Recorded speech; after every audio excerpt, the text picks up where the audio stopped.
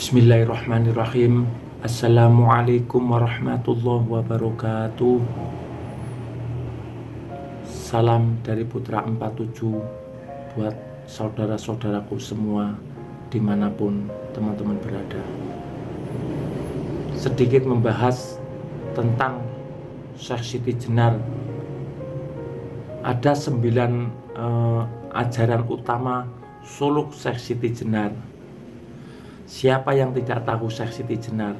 Beliau adalah waliullah yang dianggap kontroversial karena ajarannya yang dianggap sesat.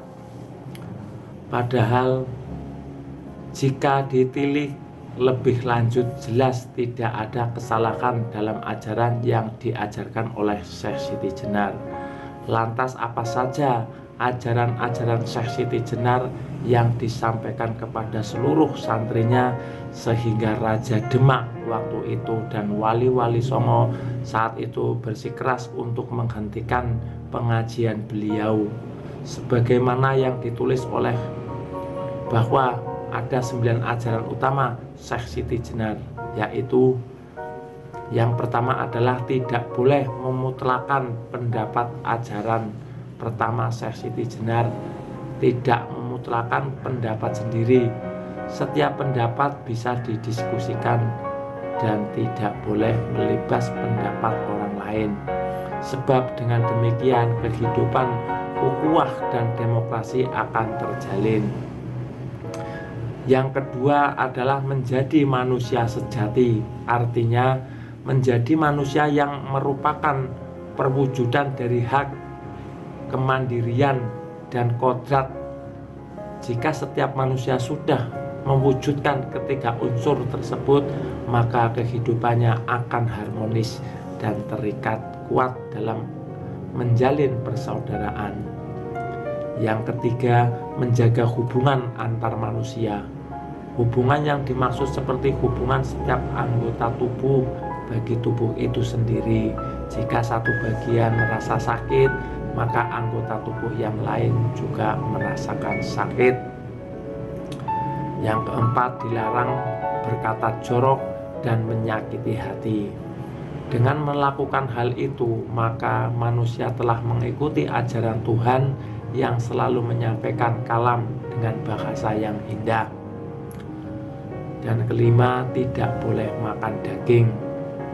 Syekh Siti Jenar berupaya menghindari makan daging untuk menjaga jiwanya tetap sehat dan suci, sebab betapa kejamnya manusia hingga rela membunuh hewan hanya demi menuruti lidah dan perutnya. Jadi ini hampir semua suluk atau torekoh ya, kalau awal-awal biasanya menghindari makanan yang bernyawa ya, terutama ya seperti daging. Yang keenam, tidak boleh minum air yang tidak mengalir. Jangan meminum air yang tergenang seperti air kolam, air bak, dan sebagainya. Tapi minumlah air yang mengalir, sebab air yang mengalir juga menggambarkan jiwa yang terus mengalir dan hingga akhirnya bermuara pada Tuhan kelak. Yang ketujuh, jangan dengki dan sombong. Sifat dengki dan sombong hanya akan menghancurkan jiwa seseorang. Hidupnya penuh aura negatif dan jauh dari kasih sayang Tuhan, karena itu termasuk sebagian dari dosa ya. Yang delapan, tidak boleh berkhianat. Khianat adalah sifat yang tidak tahu disyukur. Orang lain telah memberi amanah, kemudian ia berkhianat, maka sama saja dia mengkhianati Allah Subhanahu wa Ta'ala, Sang Maha Pemberi amanah. Ini salah satu adalah ciri-ciri orang munafik. Jika dipercaya, ia menyalahi. Yang kesembilan, dilarang membunuh yang bernyawa. Manusia tidak berhak untuk membunuh makhluk yang bernyawa, kecuali yang diisyaratkan oleh syara, sebab kehidupan hanya milik Allah Subhanahu wa Ta'ala.